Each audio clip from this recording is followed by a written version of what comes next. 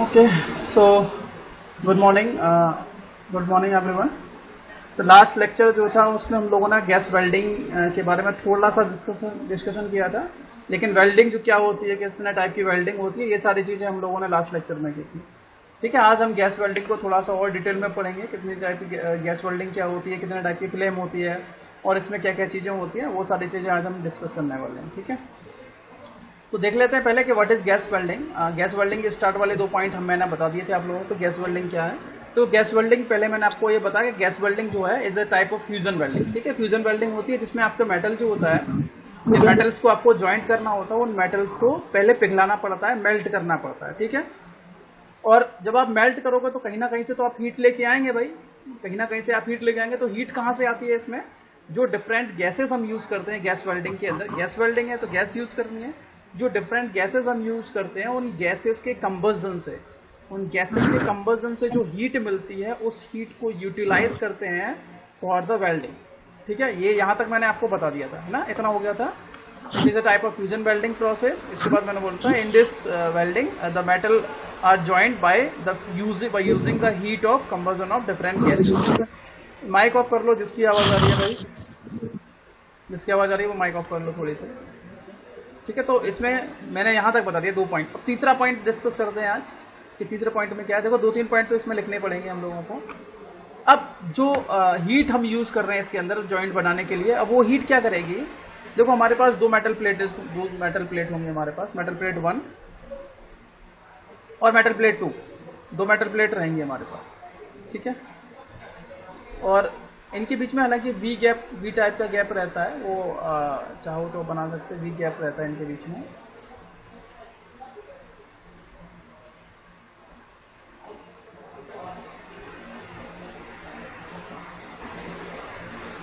तो ये जो वी गैप रहेगा, हम लगभग 45 और डिग्री का एंगल, 90 डिग्री के अराउंड हम इनको काट लेते हैं, 45 इधर से 45 इधर से।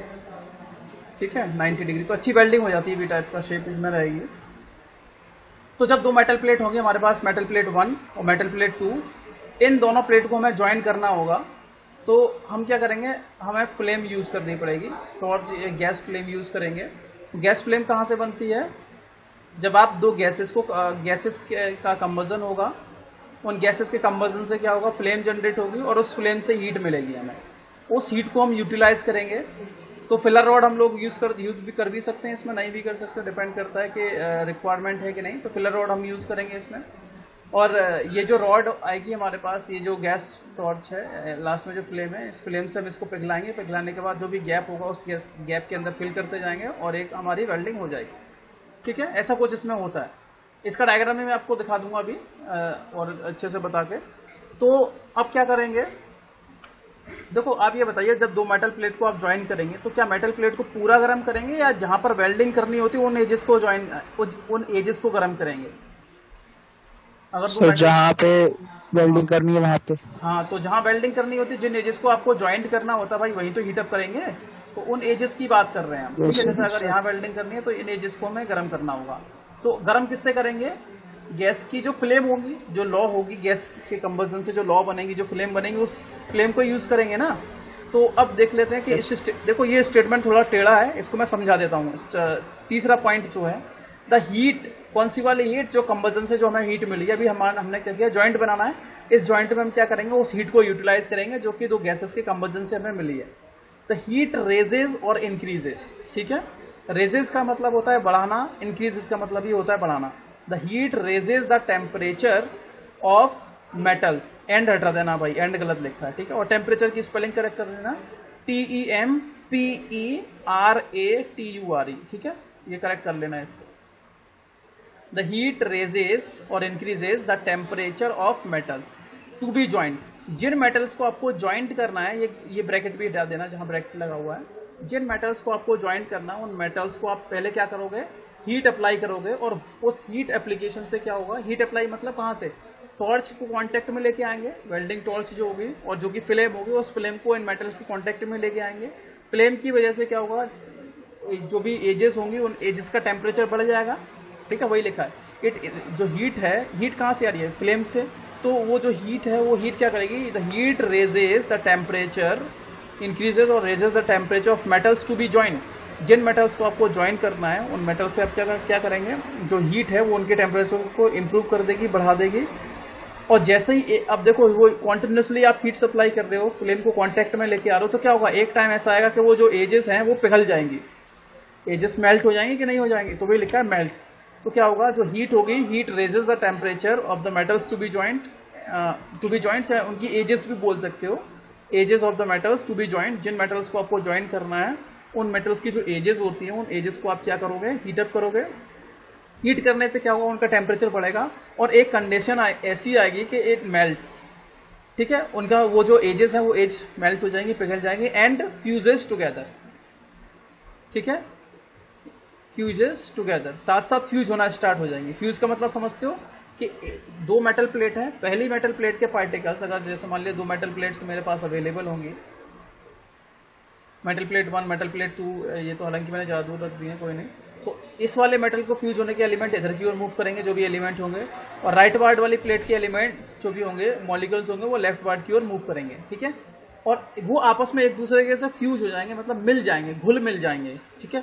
जब आप घुल मिल जाएंगे तो हीट देना बंद कर देंगे, जैसे हीट देना बंद करेंगे ठंडे होंगे और आपस में चिपक जाएंगे। ऐसा होगा कि नहीं होगा, ठीक है, ऐसे कुछ होता है वेल्डिंग में। तो क्या होगा, वो जो एजेस हैं वो एजेस पिघलेंगी, तो वहां से मेटल, जो पिघला हुआ मेटल होगा, वो एक दूसरे के अंदर, पहली वाले प्लेट के मेटल्स का पार्टिकल दूसरे में और दूसरे के पहले की ओर मूव करेंगे और वो आपस में फ्यूज हो जाएंगे।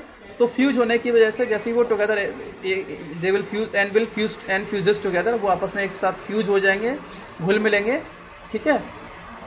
And the edges of the metal to be welded, fuses together, वो आपस में फ्यूज हो जाएंगे, and the edges of the metal to be welded. और इससे क्या होगा, जैसे ही वो फ्यूज होंगी, द एज जो होती है of the metal to be welded, और जिससे क्या होगा कि जो एज होती है मेटल की, वो मेटल आपस में, मेटल की जो एजेस होती हैं वो आपस में क्या हो जाएंगी, वेल्ड हो जाएंगी, चिपक जाएंगी, and the welding is completed. Last में लिख दोगे and the welding is completed, ठीक है, समझ में आया। मेटल मेल्ट्स हो जाएगा एंड फ्यूजेस टुगेदर, एक दूसरे के अंदर फ्यूज हो जाएगा, एंड जैसे ही फ्यूज होगा the edges of the metal to be welded, और जो, या टू बी की जगह पे आर वेल्डेड, आर लिख देना तो और अच्छा रहेगा, आर वेल्डेड, ठीक है। और क्या होगा, द एंड, टुगेदर के बाद एंड लिख देना, and the edges of the metals are welded. और क्या होगा, उनकी एजेस क्या हो जाएंगे, वेल्ड हो जाएंगे, कब, आफ्टर सॉलिडिफिकेशन।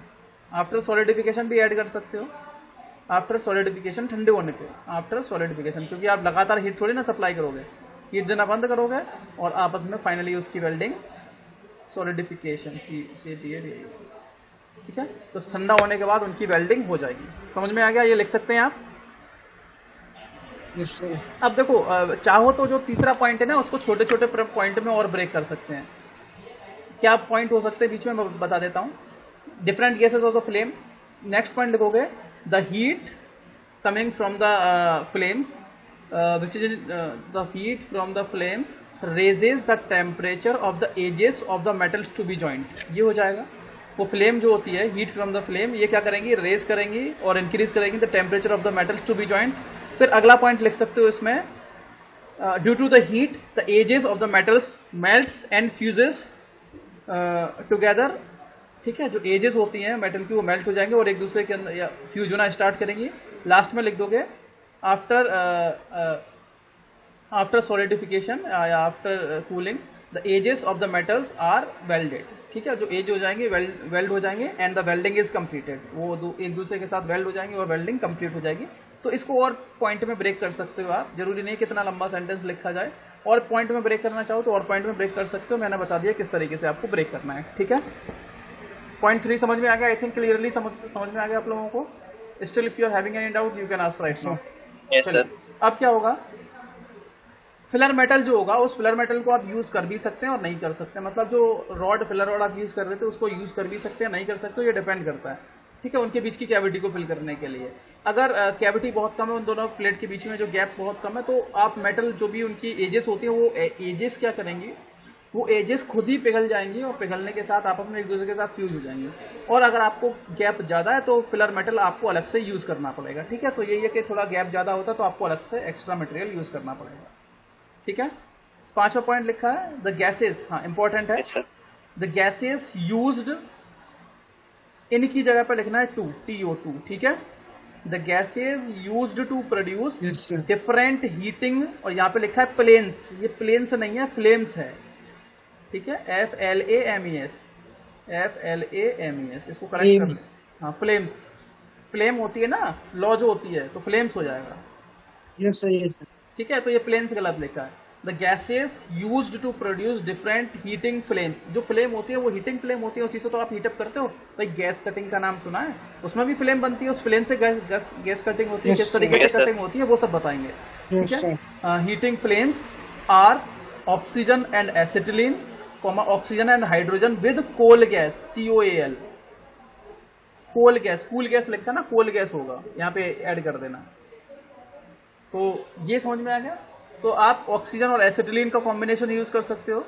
तो जब भी नॉर्मली ज्यादातर आप लोग देखते हो शॉप पे जाते हैं, आसपास वेल्डिंग की शॉप पे, गैस वेल्डिंग की शॉप पे, तो वहां पर दो चीजें होती हैं, ऑक्सीजन का गैस सिलेंडर होता है और एसिटिलीन का गैस सिलेंडर होता है, ऑक्सी एसिटिलीन। और एसिटिलीन बनाने के लिए वो सिलेंडर नहीं लाते, वो सिंपली कार्बाइड खरीद लेते हैं मार्केट से, कैल्शियम कार्बाइड, CaC2, है ना, कैल्शियम कार्बाइड खरीद लेते हैं और इसी से एसिटिलीन गैस बना देते हैं। CaC2 की जो जब आप क्रिया कराएंगे, इसकी एक रिएक्शन होती है, आप एक बार देख लेना, मुझे कंप्लीटली याद नहीं है। CaC2 को जब हाइड्रोजन वाटर के साथ रिएक्शन कराएंगे H2O, तो इसमें C2H2 बन जाता है। पहले CH4 बनता है, आई थिंक मैथिन बनता है, आई थिंक CH4 बनता है, फिर बाद में इसके साथ CH4 के साथ और कुछ सप्लाई कराते हैं, तो इसमें एसिटिलीन गैस बन जाती है। इनकी रिएक्शन मुझे अभी एक बार कंफर्म नहीं है, एक मिनट रुको, वेट करो, मैं बताता हूँ रिएक्शन। तो कभी कभी रिएक्शन पूछ ली जाती है।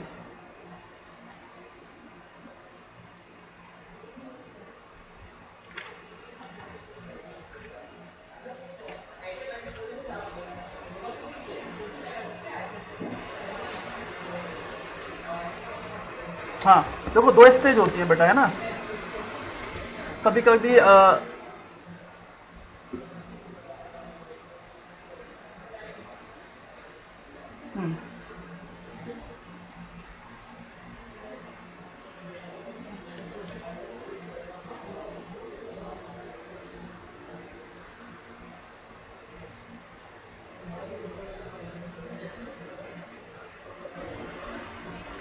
इसमें तो ये बताया कि हीट कैसे जनरेट होती है, इसमें ये नहीं बताया कि C2H2 कैसे जनरेट होती है, शायद कार्बाइड से।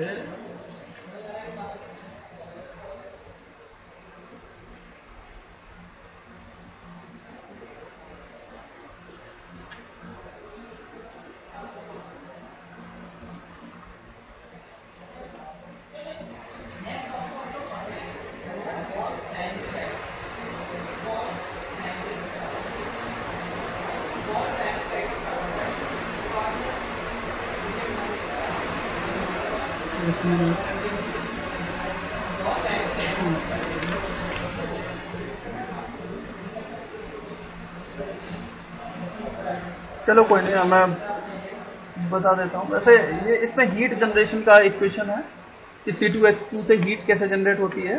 तो जैसे अगर मैं बात करूँ आपको, C2H2 एसिटिलीन अगर आपके पास है, तो एसिटिलीन ऑक्सीजन के साथ मैच होती है O2 के साथ, ठीक है। जब एसिटिलीन ऑक्सीजन के साथ मैचअप होगी तो क्या होगा आपके पास, you will get CO, carbon dioxide नहीं मिलता है, कार्बन मोनो, मतलब दो रिएक्शन हो सकती है, कार्बन मोनोऑक्साइड मिल सकता है प्लस हाइड्रोजन मिल सकती है हमको, ठीक है। और दूसरे में ये हो सकता है कि जब ये कार्बन मोनोऑक्साइड मिलेगी तो इस ये 4 times of carbon monoxide will combine with the oxygen again, या विल प्लस 2H2, या आप बोल सकते हो कार्बन मोनोऑक्साइड प्लस H2, और इसके साथ कुछ और ऑक्सीजन हम मिला देते हैं, ठीक है। 3O2 जब ये कंबाइनली फॉर्म करेंगे तो हमारे पास carbon dioxide 4 times of CO2 plus 2H2O मिलता है, ठीक है। ये मैंने डायरेक्टली देख के लिख दिया है, लेकिन कैसे बन सकता है, बैलेंस चाहो तो बैलेंस कर सकते हो कि ये 2CO प्लस H2 लिखेंगे और इसमें और ऑक्सीजन आप सप्लाई करेंगे, तो फिर जब दोनों रिएक्शंस को बैलेंस करेंगे तो उस तरीके से बन जाता है। कोई नहीं, अभी हम इतना लिख देते हैं, अभी इतना हमें फोकस नहीं करना है, अभी जितना रिक्वायर्ड है उतना पढ़ लेते हैं, ठीक है। तो क्या होगा कि जो हीट फ्लेम जो होती है, हीटिंग फ्लेम बनाने के लिए हम क्या करते हैं, we have different heat, we use different combination of gases to produce heating flame. ठीक है, ऑक्सीजन और एसिटिलीन को यूज करते हैं, या ऑक्सीजन हाइड्रोजन गैसेस को यूज कर सकते हो विद कोल गैस। ठीक है, तो ये कुछ गैसेस होती हैं, ये कुछ कॉम्बिनेशंस होते हैं that we can use to produce various heating flame. ठीक है, तो इतना आपको याद रखना है अभी। अब तो यहाँ तक आपकी गैस वेल्डिंग क्या होती है, आपकी गैस वेल्डिंग की डेफिनेशन वगैरह, गैस वेल्डिंग का some introduction we have discussed over here.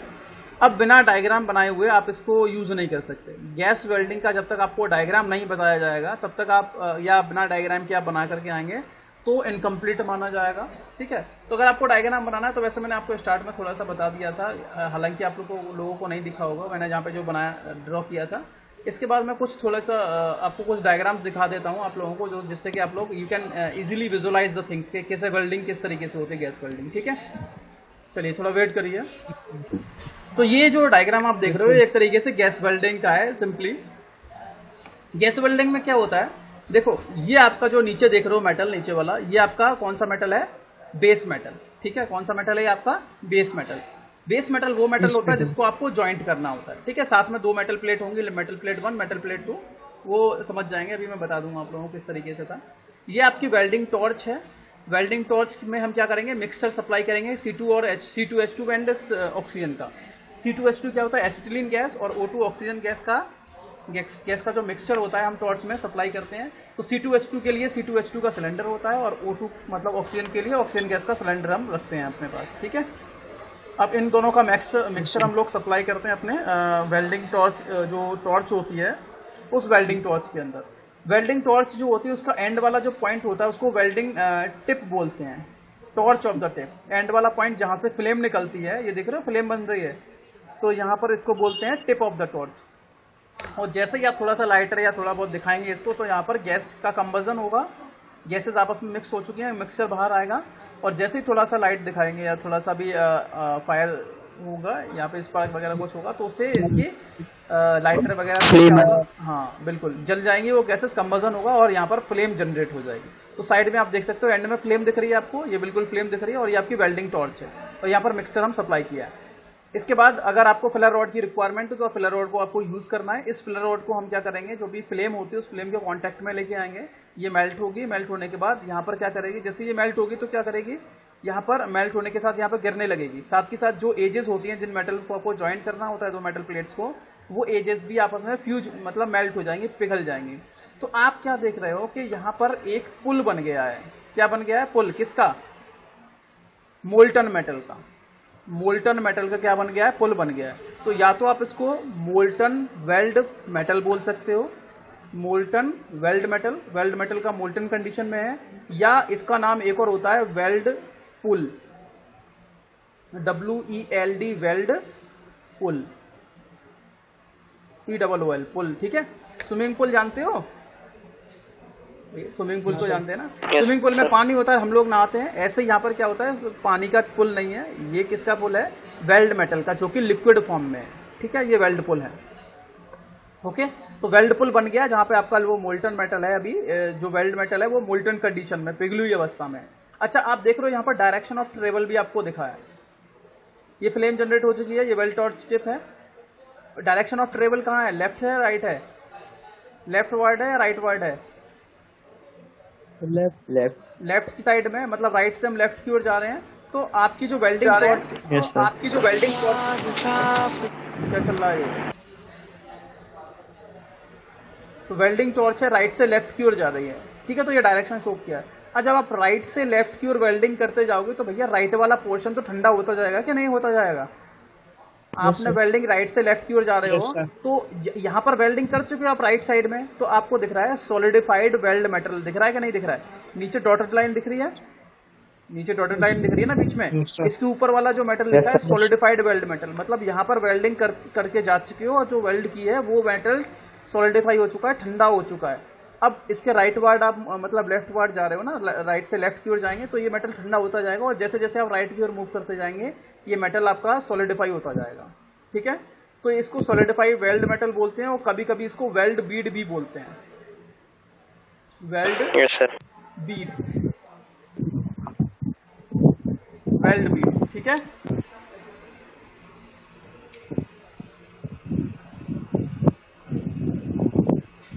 आपको क्या याद रखना है, वेल्ड बीड क्या होती है भाई, बताएगा कोई मुझे, what is weld Beed?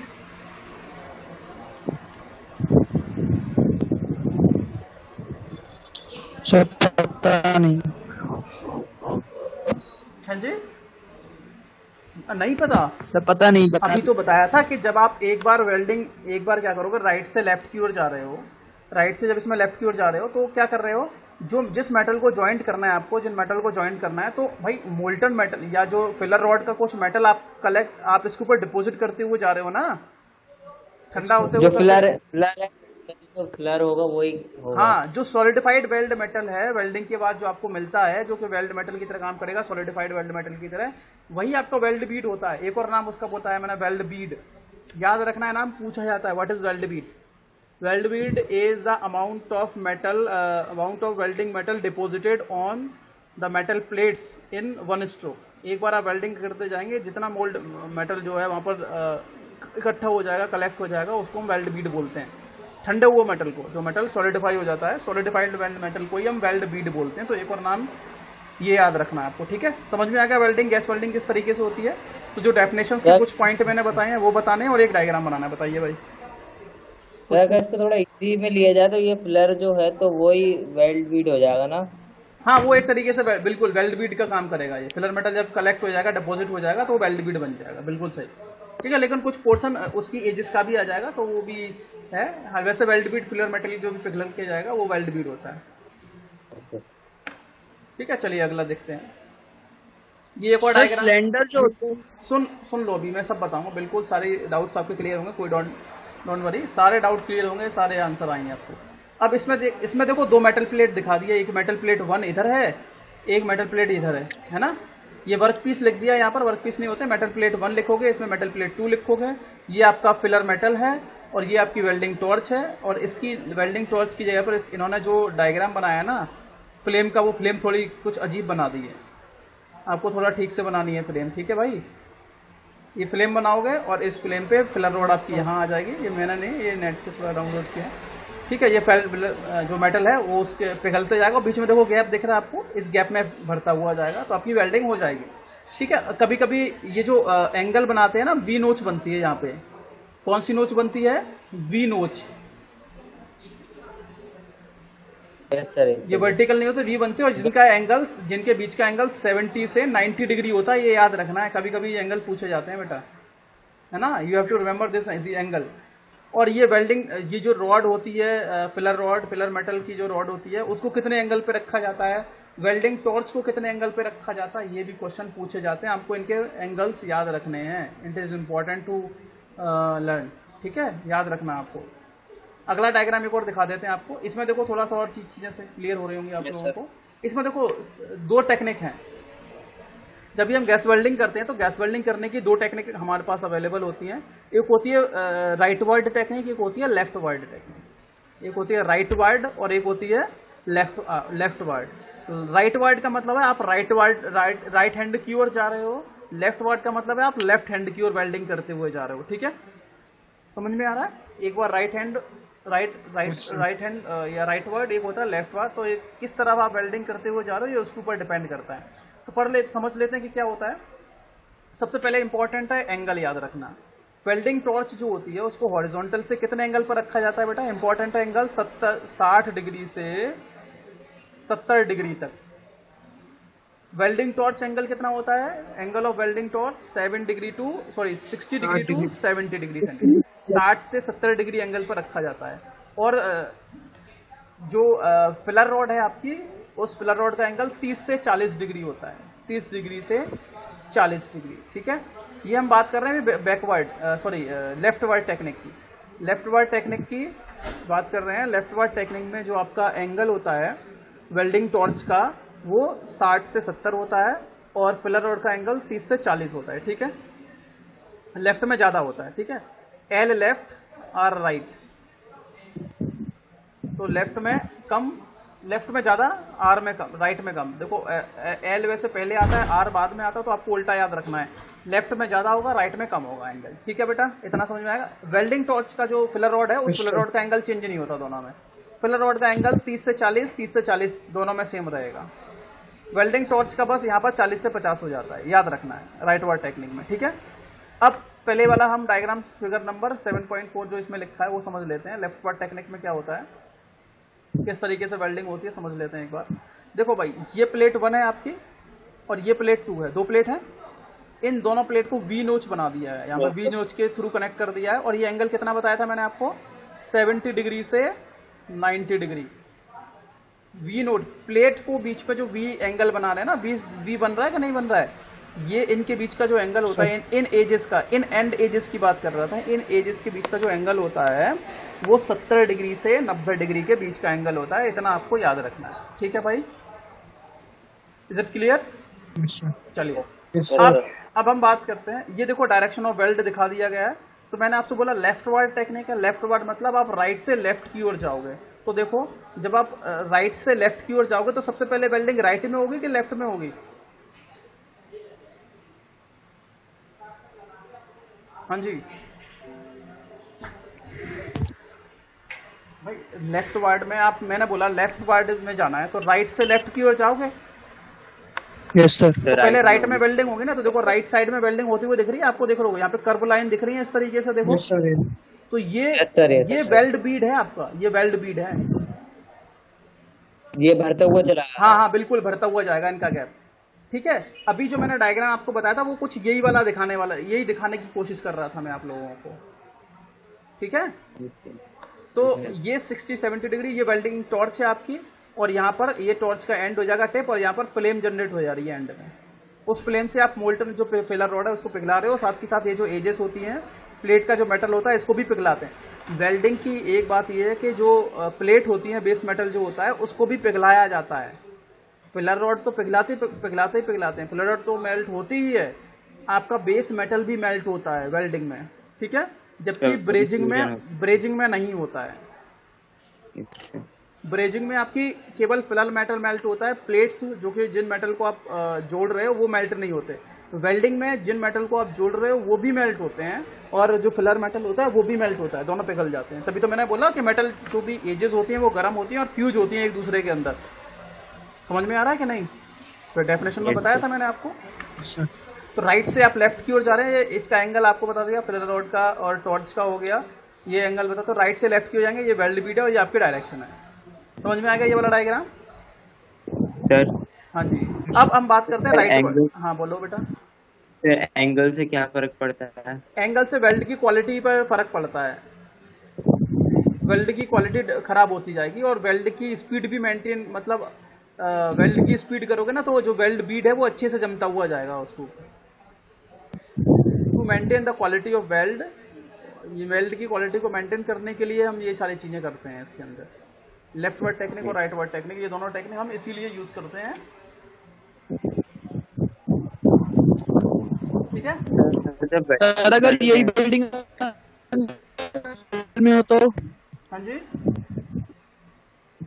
Sir, अगर यही बिल्डिंग जैसे हम इसमें सिंपल प्लेट पे कर रहे हैं, अगर यही कोई राउंड शेप में कोई वेल्डिंग करनी हो तो वो उसका एंगल भी बदलेगा क्या? नहीं, राउंड अगर होगा तो वो डिपेंड करता है ना, तो जरूरी थोड़ी है कि ये वाली बिल्डिंग आप हर जगह कर सकते हैं, है ना, इसीलिए नहीं सर, जैसे अगर पतली शीट है सर उसकी, हाँ हाँ, तो सर उस पे वेल्डिंग करेंगे तो मतलब उस पे एंगल चेंज होगा या वही रहेगा? बेटा जब पतली होगी तो उस पे वेल्डिंग हो ही नहीं सकती।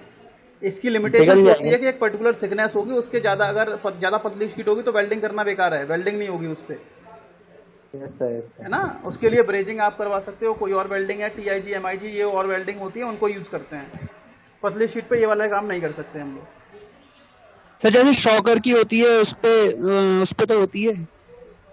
किस पे? सर कार के शॉकर भी होते हैं। हाँ हाँ सर उस पे जैसे उन्हें लोग रिपेयर करते हैं तो उसमें सब वेल्डिंग कराते हैं। हाँ तो सर उस पे गैस वेल्डिंग भी करते हैं कुछ, और कुछ इलेक्ट्रिक भी करते हैं। हाँ, तो थिकनेस कितनी होती है उसकी? तो काफी हद तक मोटी है। पतली सीट ये तो साइज बताएगा ना कि कितने साइज की सीट है आपके पास। सर मैं एंगल पूछ रहा था, एंगल बदलता है उस पे क्या? नहीं, अगर अच्छी ये एंगल इतने ही रहेंगे, एंगल चेंज नहीं होने हैं। ठीक है, राइट वर्ड लेफ्ट वर्ड में आपको मेटल कोई भी हो, आपको यही एंगल मेंटेन रखने हैं। गैस वेल्डिंग की बात करेंगे, अच्छी वेल्डिंग की क्वालिटी चाहिए तो यही रखने पड़ेंगे। ठीक है। ठीक है, इसमें देखिए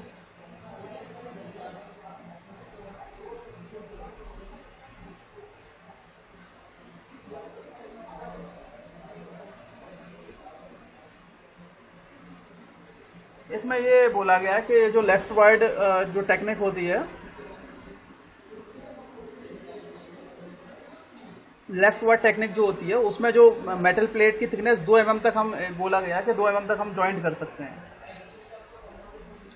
this method is more efficient for butt welding. Butt welding की बात करेंगे on plates up to the 2 mm thickness. ठीक है, जब उस प्लेट की थिकनेस 2 mm से ज़्यादा होती है तो, और अगर उनको बट वेल्डिंग से बट वेल्डेड करना होता है तो प्लेट की जो एजेस होती है उनको एक किसी वी शेप में हम कट कर लेते हैं। वी से क्या होगा कि sufficient quality of filler metal उसमें फिल हो जाएगा अच्छे तरीके से। और वी इज इसके अलावा जो राइट वर्ड टेक्निक होती है, ये राइट वर्ड टेक्निक जो होती है बेटर एंड इकोनॉमिकल होती है for the plates over 6 mm thickness. 8 mm से 10 mm तक हम अच्छे से कर सकते हो ये वाली वेल्डिंग। लेफ्ट वर्ड टेक्निक पतली शीट के लिए जनरली यूज करते हैं, राइट वर्ड थोड़ी सी मोटी प्लेट के लिए यूज कर सकते हैं। थोड़ा इतना याद रखना है।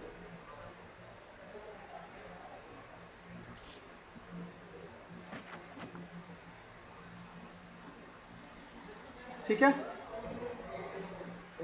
15 से 16 mm थिकनेस तक की प्लेट हम इसमें कर सकते हो राइट वर्ड में। लेफ्ट वर्ड में उतना थिकनेस, कम थिकनेस की मेटल जो प्लेट होती है उनको वेल्ड करते हैं।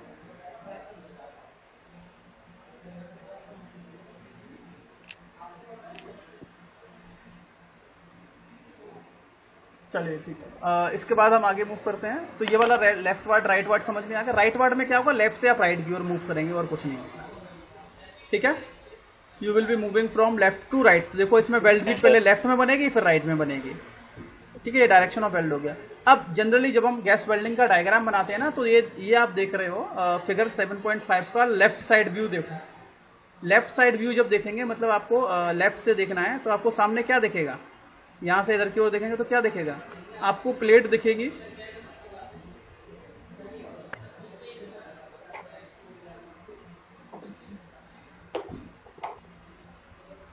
आपको दो प्लेट टाइप की दिखेंगी जिसमें वी नोच बनी होगी नीचे।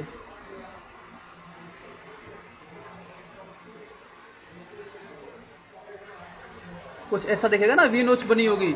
अब क्या करेंगे, आप क्या करोगे, ये सामने लेफ्ट में देखोगे तो आपको ये सामने इस तरीके से मेटल फिल होते हुए दिखेगा ना। और यहाँ पे क्या करोगे, आप टॉर्च बना देंगे। आप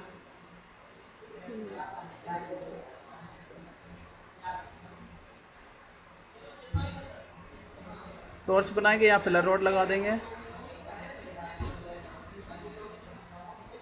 और इससे ये पिघलना स्टार्ट हो जाएगा, इसके अंदर फिल हो जाएगा और ऊपर एक इस टाइप की डोम शेप बन जाएगी।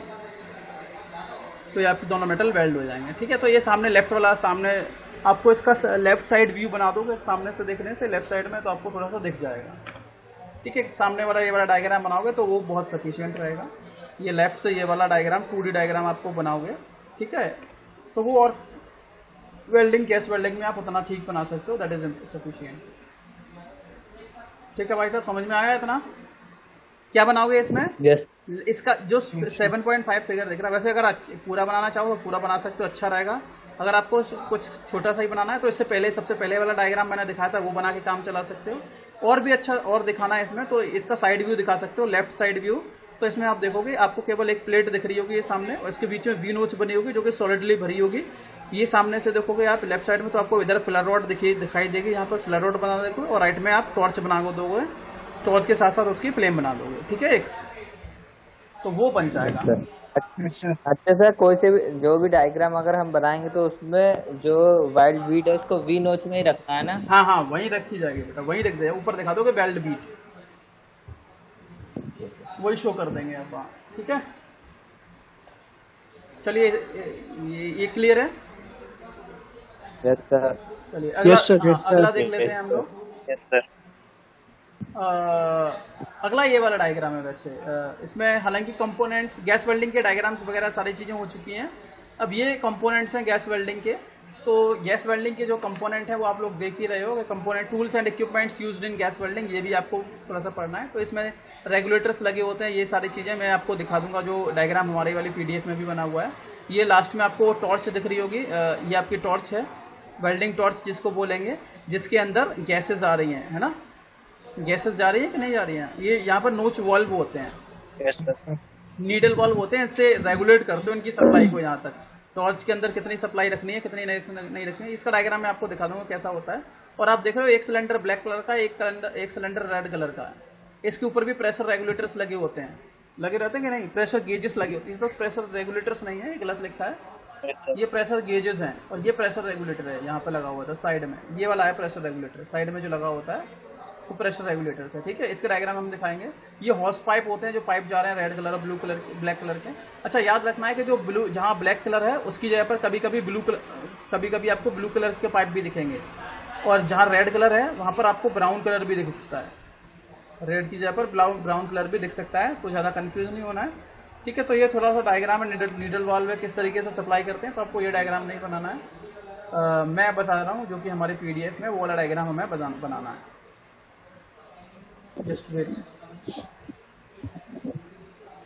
हाँ, तो ये वाला डायग्राम आपको लगभग बनाना है। इसमें बस थोड़ी सी गलती है क्योंकि ये पेंसिल से बनाया है साइड में, तो थोड़ा सा डल हो गया है। दूसरी बात ये है कि ये जो आप टॉर्च देख रहे हो, वेल्डिंग टॉर्च है ना, ये वेल्डिंग टॉर्च थोड़ी सी प्रॉब्लमेटिक है क्योंकि आपने देख रहे हो सिलेंडर इतना बड़ा बना दिया है, वेल्डिंग सिलेंडर छोटा लग रहा है, वेल्डिंग टॉर्च बड़ी लग रही है ना सर। सिलेंडर के बराबर के ही लग रहा है। हाँ, इसीलिए तो ये थोड़ा सा साइज का इफेक्ट नहीं देखा गया, कोई प्रॉपर रेशियो मेंटेन नहीं किया गया इसमें फिगर बनाते टाइम।